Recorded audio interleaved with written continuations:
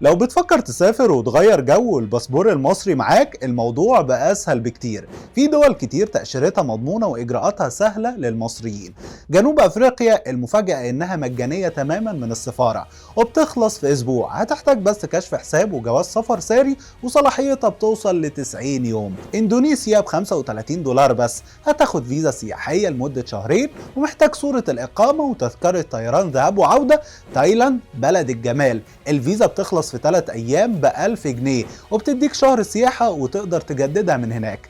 أرمينيا أرخص وأسرع فيزا ب 8 دولار بس من موقع السفارة وبتستلمها في 3 أيام. الإمارات مفيش أسهل من كده، ممكن تقدم أونلاين من موقع طيران الاتحاد أو الإماراتية، بتخلص في أيام وتكلفتها حوالي 500 درهم. تحذير بسيط قبل ما تحجز، اتأكد دايما من تحديثات السفارة بخصوص شهادات التطعيم وكشف الحساب البنكي علشان تضمن قبول الطلب من أول مرة.